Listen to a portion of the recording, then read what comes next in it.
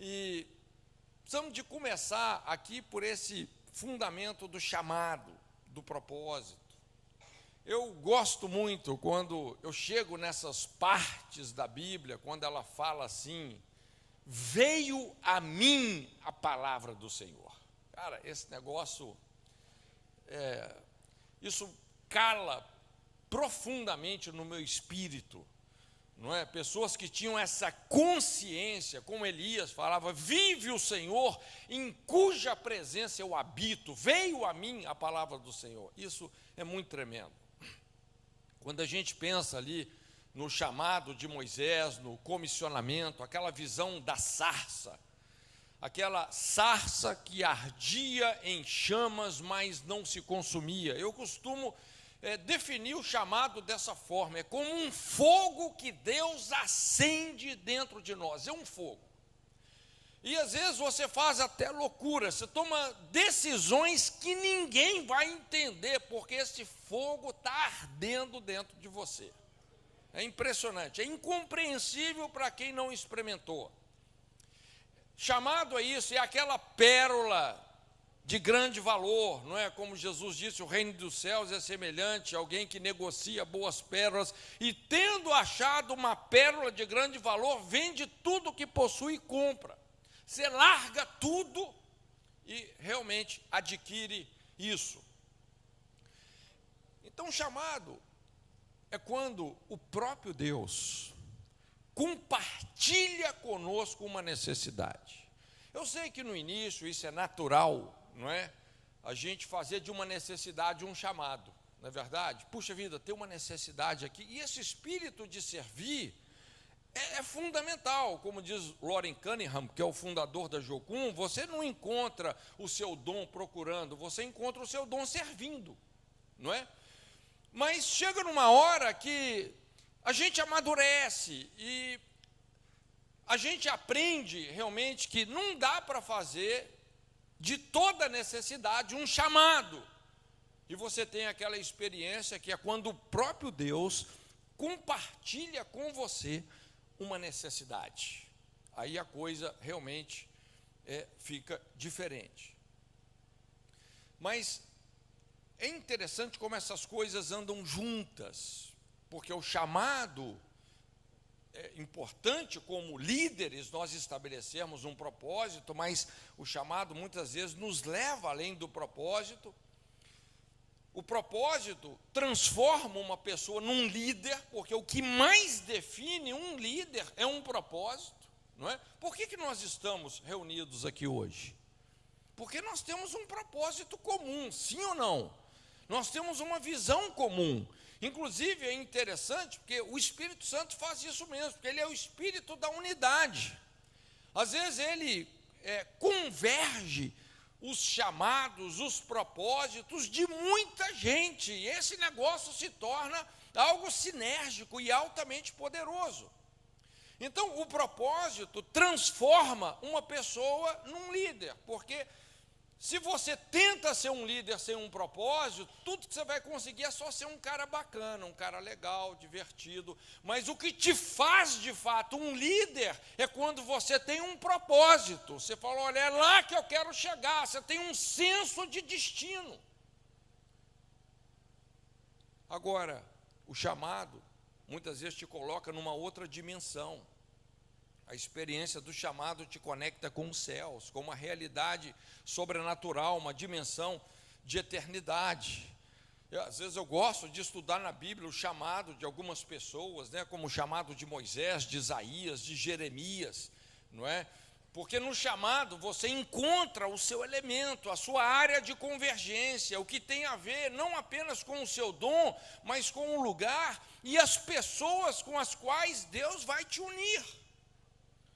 Então, o chamado é quando o próprio Deus afirma ou reafirma o seu propósito através de uma experiência que pode ser, inclusive, inusitada, não é? A sarça passa a arder nos nossos corações. Eu me lembro, assim, eu tive poucas experiências que eu poderia dizer assim, sobrenaturais mesmo. Mas duas delas, eu tive duas visões assim que marcaram a minha vida. Aquilo foi um chamado. E foi bem no início da minha conversão, por incrível que pareça. Eu me lembro que, sei lá, devia ter lá uns 3 anos de convertido, talvez. Fazia engenharia, acordava 5 horas da manhã para ter meu tempo com Deus, depois ia para a aula. E eu lembro que eu cheguei da aula um pouco cedo, acho que tinha tido só 2 ou 3 aulas nessa manhã, e fui dormir. Falei, vou descansar um pouco. E de repente eu tive um sono profundo. E comecei a sonhar. Eu estava sonhando que eu estava tendo uma visão, e estava mesmo. E eu tive 2 visões, de uma espada no céu e de uma pomba. E de repente, no sonho, gente, era um sonho. Quando eu olhei para essa pomba, ela começou a vir na minha direção. E no sonho eu falei assim, não, ela está vindo para mim, ela vai me encostar. Eu fiquei naquela expectativa, mas era um sonho. E de repente, quando ela encostou em mim, eu fiquei estarrecido pelo poder de Deus. É difícil descrever como as ondas do poder de Deus cortavam a minha alma, era um êxtase. Eu acordei, mas eu não conseguia nem me mexer de tanto êxtase.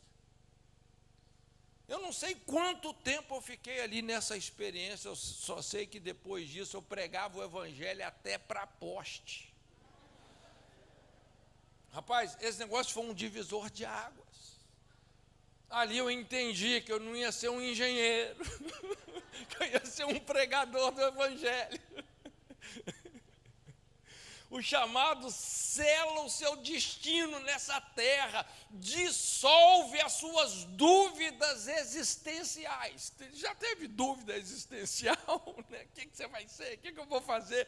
O chamado acaba com isso. É impressionante. É o que segura depois, porque nós vamos ver, a coisa não é fácil não, né? Por quê? Porque nós somos a obra, nós estamos em construção, Deus vai ter que abalar muita coisa que precisa de ser abalada nas nossas vidas. Muitas vezes o chamado pode vir até um pouco mais tarde, para mim veio cedo, né? Mas o de Moisés foi aos 80, né? Então há esperança, tá bom?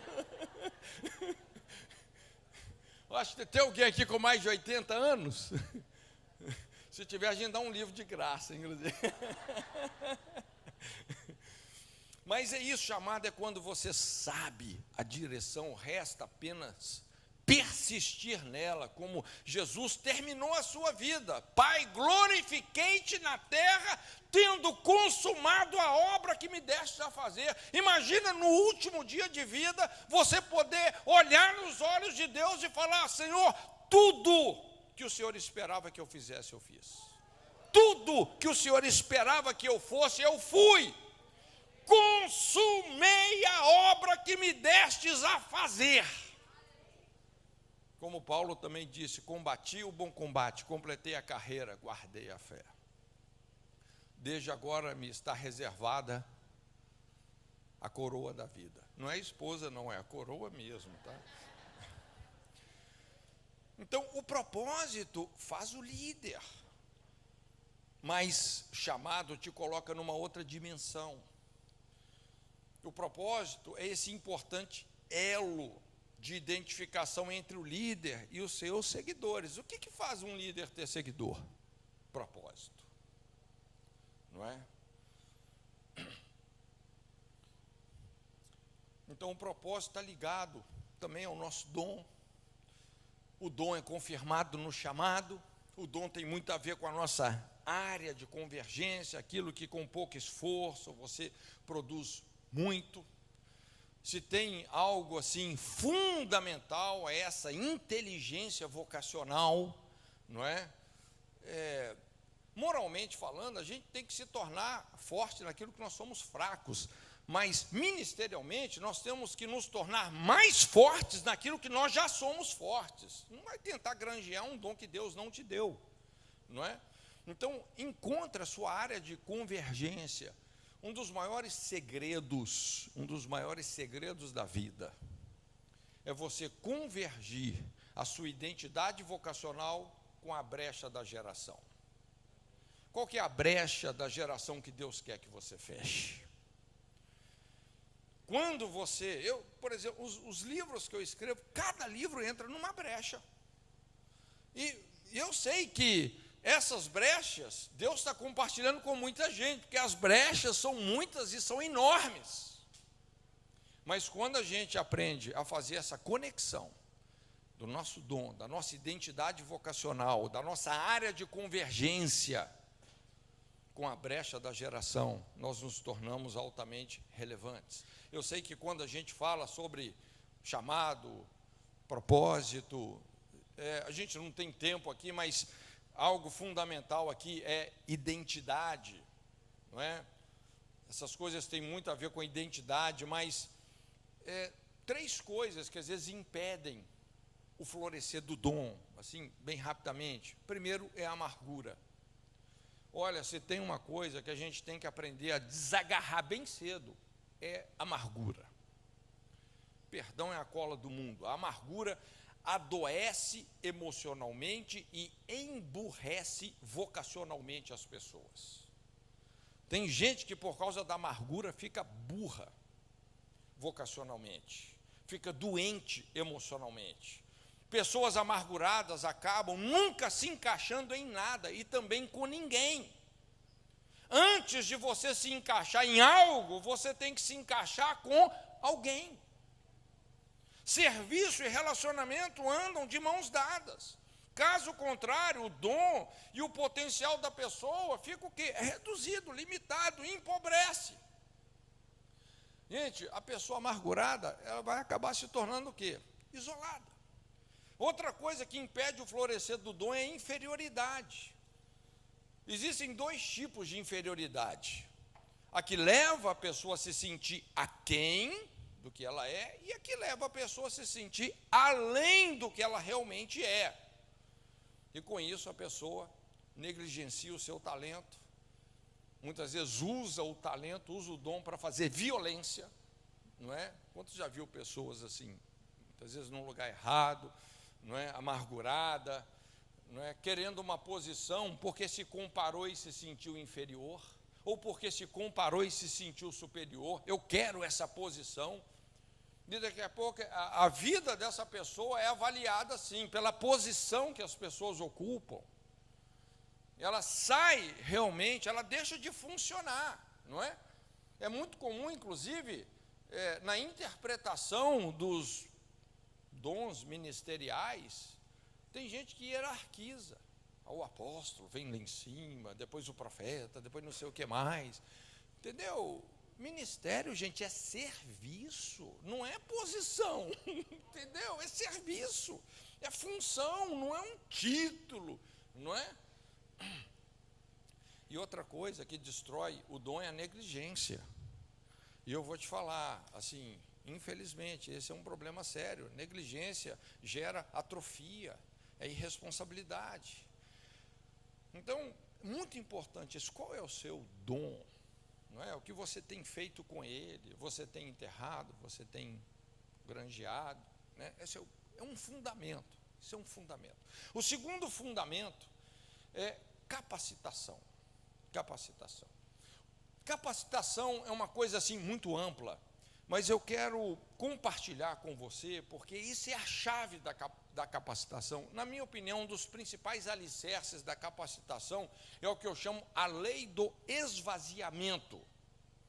Não é? A lei do esvaziamento. Quando a Bíblia fala que Jesus, subsistindo em forma de Deus, não teve por usurpação ser igual a Deus, antes esvaziou-se, a lei do esvaziamento, esvaziou-se, kenu no grego, esvaziou-se da sua glória, assumindo forma humana, e como homem se fez servo, e como servo foi fiel até a morte de cruz. É o princípio da encarnação, a lei do esvaziamento. É interessante, o reino de Deus ele funciona assim, porque ele é muito paradoxal, não é? Ele é cheio assim de contradições estranhas, não é? Eu tenho uma série de estudos que eu gosto de dar muito lá nas ETEDs, né, na Jocum, e que eu chamo assim Caminhos de Deus. Então, por exemplo, a essência é essa, é a lei do esvaziamento. Por exemplo, o direito de renúncia. Você fala, mas o direito de renunciar é um direito? Por que renunciar é um direito? Porque quando você entrega tudo que Deus pede, você recebe tudo que Ele promete. Então é um direito. Se você é um cara esperto, você vai abrir mão dos seus direitos para Deus, e os direitos de Deus vão passar a ser seus. Funciona assim o reino de Deus. É a marca da cruz, o caminho do altar. Por exemplo, uma outra aula que eu gosto muito é a autoridade da submissão, que eu chamo a marca da pomba. Gente, de onde vem a nossa submissão? De onde vem a nossa autoridade?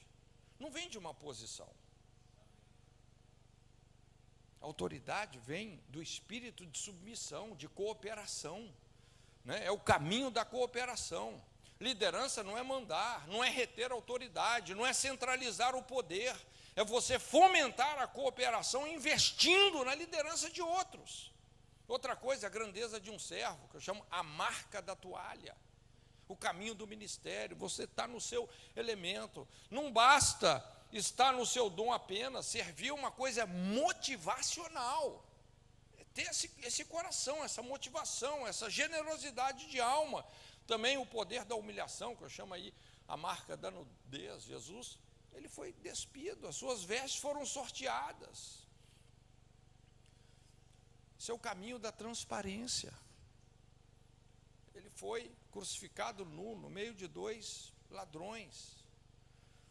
A vitória da dor, né? Um outro tema, que eu chamo aí a marca do cálice. As dores de parto, gerando começos e recomeços. Pai, se possível for, afasta de mim esse cálice, mas seja feita não a minha, mas a tua vontade. A marca do cálice, são marcas que tem que estar na nossa vida. O grande valor das pequenas coisas, que eu chamo aí a marca da manjedoura, o caminho dos pequenos começos. Por incrível que pareça, Deus manifesta a sua grandeza através das pequenas coisas, a fidelidade nas pequenas responsabilidades. Então essa é a teologia da encarnação, é o modelo de Jesus. Essa palavra aí, kenu, que é abrir mão da igualdade ou da forma de Deus. Quando fala que Jesus se esvaziou da sua glória, gente, eu não sei o que é abrir mão da forma de Deus, porque eu nunca fui Deus e nunca vou ser, mas Jesus abriu mão da sua divindade, esvaziou-se. Então esse ciclo, se você quer ser uma pessoa capacitada, esse ciclo tem que acontecer na sua vida. A marca da manjedoura, uma criança nascida num estábulo, Jesus se tornou frágil, um bebê dependente da mãe para viver. Imagina, era o Deus Todo-Poderoso. E Jesus, ao longo da sua vida, ele foi o quê? Se esvaziando, descendo, se esvaziando até chegar na cruz, onde ele se coloca abaixo de todo mundo. Você já viu que tem gente que quer se colocar acima de todo mundo? Jesus não, ele se colocou abaixo de todos, no nível do pecado e da injustiça. Toda a humanidade ficou acima dele. Ele se fez pecado por nós, para que em nós habitasse a justiça de Deus. É o que Paulo fala aos Romanos. Então, essa é uma lei do mundo de Deus. Quem a si mesmo se humilha, será exaltado. O princípio mais poderoso de prosperidade. Quantos querem prosperar? Humilhe-se debaixo da poderosa mão de Deus. Nós precisamos de passar por esse processo do esvaziamento. Não tem como você ser uma pessoa cheia, estando cheio de si mesmo, sem se esvaziar. Eu sei que desenvolver as nossas habilidades é imprescindível, mas isso pode acontecer de uma forma a corromper as nossas motivações. o perigo de nos tornarmos autossuficientes e até arrogantes. Não é? Como a Bíblia fala, maldito o homem que confia no homem, que faz da sua carne o seu braço. Aí a Bíblia não está falando sobre você não confiar nas pessoas. Não, você tem que confiar, correr risco. Relacionar é correr risco. O amor, tudo crê. Agora, o que a Bíblia está dizendo aqui, o que Jeremias está dizendo, maldito o homem que confia no homem, que faz da sua carne o seu braço e aparta o seu coração do Senhor, isso está falando o quê? De arrogância, de independência de Deus, de autossuficiência. Então nós vamos precisar de aprender a usar as nossas habilidades e posições, sem isso, sem autossuficiência, sem independência, não é? E para isso nós temos que nos submeter à lei do esvaziamento. É interessante ali no livro de Reis, né? Quando a multiplicação do óleo se deu, enquanto tinha vasilha vazia, não é? Enquanto a gente tem esse quenu, esse exercício de esvaziamento, de quebrantamento, é impressionante como a unção vai enchendo e vai se multiplicando, não é? Então, o volume do vazio vai determinar o grau do enchimento. Por isso que, às vezes, esse é o problema, gente. Eu costumo dizer, assim, às vezes, é a droga, é a cachaça, né? Liderança, muitas vezes, é uma cachaça, porque vicia, não é? Então, você coloca a pessoa ali como líder, ele já estufa o peito e fala assim, eu sou o cara, né? Então, rapaz, né? Não, que a Bíblia fala do neófito, né? Que se ensoberbece e cai no laço do diabo. Você está na contramão da capacitação de Deus, não é? Então, se você está numa posição de liderança, puxa vida, como eu posso servir melhor? Não é? Como eu posso promover mais outros? Não é? Tem que ser generoso nesse sentido. Então isso é fundamental. E muitas vezes a gente vê que o processo de Deus é isso, é Deus nos levando a esvaziamentos. Eu não sei o que está acontecendo aí no seu ministério. Talvez a sua igreja esteja diminuindo e é Deus. Lembra como é que Deus diminuiu a igreja de Gideão? A igreja não, o exército, né? Mas a igreja também. Ele estava lá com 32 mil homens para lutar contra um exército de mais de 130 mil. E Deus fala com ele, não, cara, seu coração não está certo, não. Né? Você precisa de um esvaziamento. Lei de guerra, fala para os medrosos ir embora. E quando eles falam, quem está com medo pode ir embora, para não derreter o coração dos outros, 22 mil foram embora. Numa tacada só. Depois desce lá no ribeiro, traz água à boca. Quantos sobraram? 300. É a lei do esvaziamento. Mas com esses 300 veio uma libertação tremenda. Terceira coisa aqui, o terceiro fundamento é autoridade. Autoridade, tá? Autoridade vem da palavra autoria. Você é autor, você exerceu um domínio legítimo. Então, autoria e identidade caminham juntos. Autoridade vem de uma identidade livre, de um caráter estruturado. Poder vem de uma posição pode te dar poder, mas a autoridade vem do caráter, vem da legitimidade, não é? E tem três coisas aqui que eu acho que são importantes da gente falar bem rápido sobre a autoridade. De onde vem a autoridade? Primeiro vem da história, é o teste da superação. Depois vem da credibilidade, que é o teste do caráter. E depois vem da cultura de emancipação, ao invés de uma cultura de controle, que é o teste da maturidade. Então, a autoridade tem a ver com três testes. O teste da superação, o teste do caráter e o teste da maturidade. Primeiro aí, a autoridade em liderança sempre vem de uma história. Isso não é imediato, gente. Não se iluda, não é imediato. Tá? A autoridade vem de uma história. Eu sei que o seu passado não te define, o seu pecado não te define, Mas eu vou te falar, se tem algo relevante, é a nossa história, qualquer história que eu e você estamos escrevendo. Então, a formação do caráter está ligada à história, nunca uma situação isolada, não é? Uma história de integridade, superação, resiliência, sofrimento. Você pode ver, o que mais impacta um testemunho é isso. O maior segredo do sucesso reside na história. A gente observa muitas situações assim. Pega, por exemplo, o exemplo de Davi, a vida de Davi. Começou pastoreando lá no deserto, e ali, no anonimato, ele mata o leão, depois mata o urso, depois vence a guerra, degolando o Golias, que ninguém conseguia vencer. Já estava lá 40 dias fixando a afronta, e Davi corta a cabeça de Golias com a própria espada dele. E veja bem, isso aqui só foi o começo, porque aí ele continua sendo perseguido por uma liderança doentia, por praticamente 14 anos, sem se rebelar. Não é? Porque o negócio é o seguinte, às vezes a gente é perseguido, mas rebela, né? Davi não. 14 anos sendo perseguido por um líder assassino e doente. A Bíblia descreve, Deus descreve Saul como casa sanguinária de Saul. Esse cara assassinou sacerdotes, assassinou os gibeonitas, que faziam lá a logística do templo, fez uma chacina, o cara era assassino.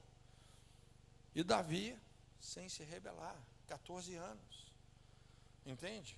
Então chega uma hora que realmente Deus se estabelece como rei, na plenitude do seu propósito. Quando você pega lá, Jesus como gadareno, curou o problema que ninguém conseguia curar, não é? Acalmou a tempestade. Quem é esse que até o vento e o mar lhe obedecem? Cara, né?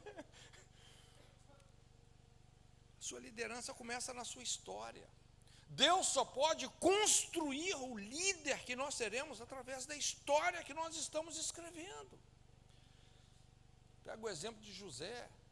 A liderança de José começou depois de 12 anos de masmorra. Tem alguém passando por uma masmorrazinha, né?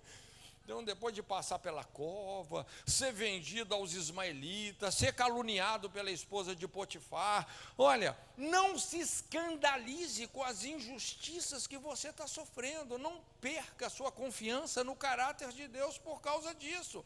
Aliás, fé é você não perder a confiança no caráter de Deus, mesmo quando está sofrendo injustiças.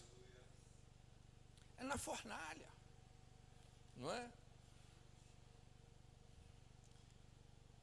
Se você conhece e acredita no caráter de Deus, é impressionante como as coisas vão fluindo. Então Deus está construindo uma história para forjar o ministério, a liderança que Ele quer te dar, não é? No final, quando a gente olha para a história de José, rapaz, esse cara foi a resposta de Deus para uma crise mundial, não é? Por quê? Porque ele tinha uma história. Por que esse cara pôde liderar o mundo? Por que ele tinha o trigo fino de Deus para as nações? Porque esse cara tinha uma história. Você pega também a vida de Moisés, é uma história, não é? E é interessante como Deus pode ajeitar as coisas.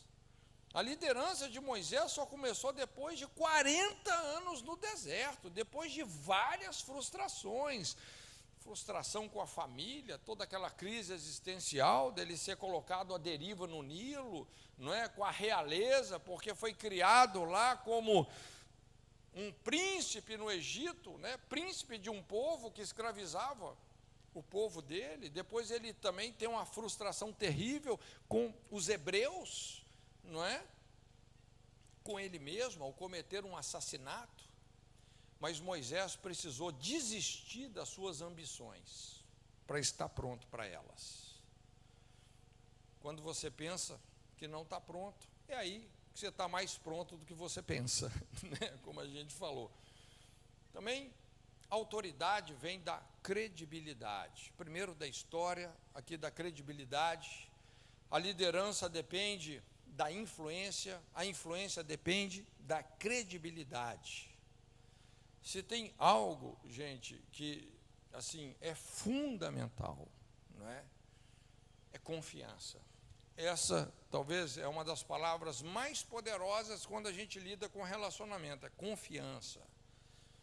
Essa capacidade de você ter compromisso com a palavra, com a verdade, de não negociar valores, não é? Quem você é mais importante do que aquilo que você é capaz de fazer. Talvez você não tenha nem tanto, tanto potencial em termos de realizações, mas o que vai falar mais alto é a sua credibilidade, não é? Quem você é em relação ao seu propósito, né? Então, a sua liderança em relação àquilo que você quer alcançar sempre vai ser provada nessas duas coisas. Na perseverança, de continuar naquilo que você acredita, e também na resistência para você aguentar pressões, se refazer em Deus, receber a graça que Deus concede aos líderes, não é? Então, essa persistência, essa resiliência, principalmente no ministério, quando a gente fala de ministério pastoral, é lidar com gente, porque quando você está lidando com coisas é uma maravilha, mas você lidar com pessoas, né? Tem uma mensagem que eu falo lá sobre a equipe de Jesus: negadores, desertores e traidores. faz parte do processo, entendeu? Então, assim, olha, não pode ter queixo de vidro. Não dá para ter queixo de vidro, porque em liderança você vai tomar muito soco, né? Eu gosto daqueles filmes lá não é do Rambo, né? Como é que chama aquele que é o Stallone, né? Que aquelas lutas. Mas o cara apanha, rapaz. Ele apanha, e no final derruba o oponente, né? É impressionante. Então não desiste aí no primeiro soco, não, tá? Não fique ofendido. E também uma outra coisa muito importante, aí quando a gente fala de autoridade, é essa cultura de emancipação ao invés de uma cultura de controle. Qual que é a palavra que mais define maturidade? Emancipação. Emancipar. A sua capacidade de treinar e liberar pessoas para o propósito de Deus, e não ficar segurando, querendo criar dependência emocional, se sentindo ameaçado pelo sucesso de outros, não dá, não é? Como é que você sabe se um líder é de fato resolvido, liberto, maduro, servo do reino? Como é que você sabe, não é? Como é que você pode se certificar que você lidera servindo? É isso, é você saber respeitar o processo de emancipação, se alegrando com as conquistas dos outros. Essa é a chave para produzir maturidade, crescimento qualitativo. A influência cresce quando a gente permite um crescimento descentralizado. Então, nós somos de desenvolver isso na nossa liderança. Menos controle, mais confiança. Ser mais sacerdotal, menos institucional, horizontalizar os relacionamentos, não é? Valorizar o dom sem negociar o caráter. Então, autoridade. E a última coisa aqui para a gente fechar é compaixão. Compaixão. Se tem algo fundamental no ministério, é compaixão, não é? Esse espírito de compaixão canaliza o coração de Deus. Eu acho interessante, assim, principalmente no ministério de Jesus, a habilidade que Jesus tinha, principalmente nas parábolas, de estabelecer diagnósticos, e diagnósticos profundos. Diagnóstico da igreja, diagnóstico da sociedade, né? Diagnóstico do que estava acontecendo naquela geração. E uma das parábolas que eu acho assim muito interessante é essa parábola ali do bom samaritano, quando Jesus faz um diagnóstico profundo, do que estava acontecendo com a classe religiosa. Vamos chamar isso de igreja, não é? Jesus estava no processo de estabelecer a igreja. Então, quando ele conta essa parábola em resposta a uma pessoa que pergunta para ele quem é o meu próximo e tal, né? Ele dá essa resposta, e nessa resposta da parábola, eu não vou ler, mas todos nós conhecemos bem. Eu gosto de tirar daqui, assim, uma parábola muito rica, muito abrangente, mas 4 leis que podem reger os nossos relacionamentos. Tem 4 leis aqui, não é? E querendo ou não, gente, a nossa forma de relacionar está sendo governada por alguma dessas leis. A primeira lei que a gente observa aqui é o que eu chamo aí a lei da selva, quando fala assim que aquele homem que descia de Jerusalém para Jericó caiu nas mãos de salteadores, os quais o despojaram, espancando-o, deixaram meio morto. Veja bem que Jesus está se referindo aqui ao contexto eclesiástico. E essa é a lei da selva, não é? Para alguns sobreviverem, outros têm que morrer. Mas você fala assim, puxa vida, mas será que isso acontece dentro da igreja? Será que pessoas são espancadas e deixadas meio mortas ou mortas, não é? Dentro da igreja? Será que isso? Bom, é o que Jesus está dizendo. Então, essa lei da selva, né, vamos dizer, os caras que não são bem convertidos ainda, é a lei do mais forte, do mais esperto, do mais ágil, do mais perspicaz, é uma coisa bem mundanizada, aquele espírito de levar vantagem, não é? E, infelizmente, é possível pessoas dentro de uma igreja viver uma vida assim egoísta, de total não graça. No fundo, lá por baixo dos panos, começamos a viver uma vida dissimulada, na base de muitos truques, armadilhas, com o intuito de obter vantagem, conquistar os nossos interesses pessoais, não importa os meios, não importa se nós estamos prejudicando alguém, importa apenas o quê? Vencer. Uma vida de truques, uma vida de espertezas. De repente, já fizeram isso conosco, né? E a gente, né, acabou repetindo o mesmo processo. Às vezes é comum, eu já vi pessoas dizendo isso, eu já sofri muito, agora é minha vez de fazer outros sofrerem. Caramba, a cabeça desse cara. É interessante, tem uma música muito antiga que eles falam o melô do boi velho e do urubu, não sei se você já viu. O urubu falava para o boi velho, você tem que morrer logo. E o boi velho falava para o urubu, eu não morro não. Então, quando você olha para essa cena, imagina o boi velhinho, já de bengala no pasto, né? E o urubu sobrevoando, o urubu torcendo os dedos para o boi morrer, né? Quando você vê o urubu lá em cima, significa o quê? Não, que não morreu ainda. Porque se já tivesse morrido, onde é que ele estava? Lá embaixo. Tá? Lá embaixo, né? Então, esse é o perfil de muitos relacionamentos, um tentando vencer o outro pelo cansaço. Esse é o perfil de muitos casamentos, de muita gente no ministério. Um puxa aquele cabo de guerra. Não há voluntariedade, não há colaboração, ninguém quer servir a ninguém. Não podemos suportar a ideia de perder, de ficar por baixo, de servir, de ser o menor. Por isso que o ministério de Jesus, gente, foi tão poderoso, não é?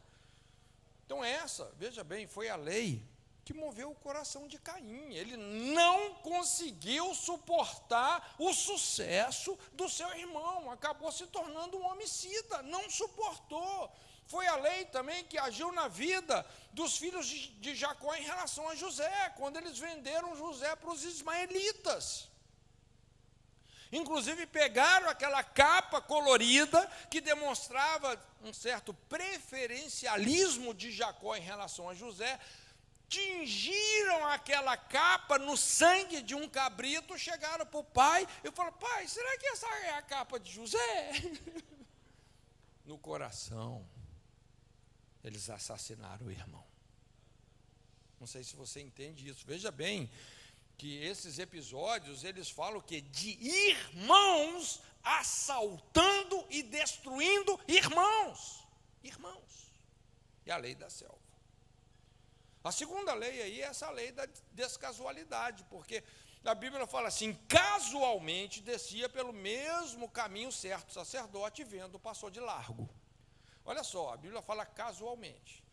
Sacerdote lá, né, com aquela pompa toda, as vestes, e ele vê o cara caído, casualmente.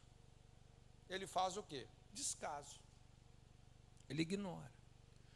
Então, existem muitas pessoas vítimas da lei da selva que acabam sendo vítimas da lei do descaso. É uma outra lei regida pelo príncipe desse mundo, mas de uma forma mais sutil, vamos dizer, essa é a lei do menor esforço. Pessoas que perdem a oportunidade de ser uma bênção, porque a grande questão aqui não é você fazer o mal, é você deixar de fazer o bem, essa é a questão. E muitas vezes Deus vai colocar situações assim, que nós temos que estar sensíveis. Então, são pessoas que sabem fazer o bem, mas não fazem porque estão demasiadamente acomodados. Veja bem que Jesus aqui ele está se referindo a sacerdotes, os pastores, ou seja, pessoas que aprenderam a interceder pelo povo, mas que por algum motivo eles perderam essa prioridade. É impressionante como religiosidade e tradição, muitas vezes, nos roubam a visão de Deus, bem como a inspiração da gente agradar ao Senhor e amar o próximo. A maior crise da igreja, muitas vezes, não vem da falta de conhecimento, mas da falta de responsabilidade e amor. Amar dá trabalho, muita gente não quer isso, não é? A terceira lei aí é a lei do mau exemplo, e eu chamo assim porque a Bíblia fala, de igual modo, também um levita chegou àquele lugar, viu e passou de largo. De igual modo. De que modo? Né? O levita chegou, violão nas costas e tal, né? Viu o sacerdote ignorando a situação, falou, já que o sacerdote não fez nada, eu também não vou fazer nada. A lei do mau exemplo é uma propagação da lei anterior, são aqueles que se sentem bem quando observam outros fazendo coisa errada. Você já viu quando você se sente consolado porque o seu pastor pisou na bola? Ah, mas nem o pastor faz isso. Estou totalmente desculpado, né? Então, são aqueles que se sentem bem quando observam outros fazendo coisas erradas. Isso anestesia, narcotiza a consciência deles. Pessoas que perderam o zelo de Deus. São aqueles que apoiam as suas decisões erradas no mau exemplo de alguém. Pessoas que não gostam de responsabilidades. Procuram se esconder, justificar os seus erros, sempre acusando alguém, apontando o dedo para alguém. Cai no engano de pensar que o pecado dos outros pode justificar o pecado delas, e não funciona assim. Então, e isso pode se tornar viciante, viu? Pessoas sempre fugindo da responsabilidade, criticando, acusando alguém, tentam se sentir bem dessa forma, mas tudo que essas pessoas conseguem é destruir potencialmente os seus relacionamentos. São aquelas pessoas que, puxa vida, daqui a pouco a vida passou batida e já era, não é? E com isso, uma experiência genuína com Jesus rapidamente se deteriora e uma casca de religiosidade logo emerge. E aqui, nessa parábola, a gente vê também uma lei do próximo. Quando fala um samaritano que ia de viagem, chegou perto dele, vendo, encheu-se de compaixão. Eu gosto disso aqui, encheu-se de compaixão. aproximando-se, atou-lhe as feridas, deitando nelas azeite e vinho, pondo sobre a sua cavalgadura, levou para uma estalagem, cuidou dele e tal, não é? Então, é a pessoa que fez a diferença, não é? É o fluir da compaixão de Deus, de você receber o coração de Deus pela pessoa. E veja bem que Jesus, ele está colocando em cena aqui um samaritano, que era aquele cara, assim, vamos dizer, que praticamente não tinha nenhum conhecimento de Deus, mas o pouquinho que ele sabia, ele usou e fez a diferença, não é? Aí vem essa capacidade de identificação, de aproximação, de remediar, de levar as cargas que sobrecarregam, de contar com outros para ajudar os que precisam, inclusive que é o objetivo dessa rede, não é? Essa capacidade de suprir as necessidades. Compaixão. Quando a gente perde a compaixão, gente, a gente se torna uma pessoa fria, técnica. Não é? Na IFOL a gente bate muito nessa tecla, ela fala assim, olha, talvez uma das principais características de um conselheiro é compaixão. É você realmente amar aquela pessoa, receber o coração de Deus por ela, sentir as dores dela. Porque às vezes você não tem nem muita habilidade para aconselhar, mas só de você amar aquela pessoa, né, e sentir o coração de Deus por ela, ela já vai sair dali melhor. Não é? Não tem como ela sair pior. E a compaixão canaliza os milagres, canaliza uma ação sobrenatural de Deus. Jesus olhava para as multidões com compaixão, não é? Você pode observar, todo milagre é precedido pelo exercício da compaixão. Então veja bem, são esses 4 fundamentos aí. Se você não tem um chamado, a sua missão perde a dimensão. Se você não tem um propósito, a sua missão vai perder a direção, né? Quando você não tem propósito, fica sem direção. Se você não tem uma capacitação divina, a sua missão se torna superficial, limitada, efêmera. Por isso que é tão importante essa lei do esvaziamento. Você experimentar esse enchimento, né? O plero e o pleso, o enchimento de dentro para fora e de fora para dentro, né? Se você não tem autoridade, a sua missão vai perder a legitimidade, o alcance. Se você não tem compaixão, a sua missão torna-se meramente humanista, religiosa, fria, técnica. Não é? São alicerces para o nosso ministério. Curva a sua cabeça, amém?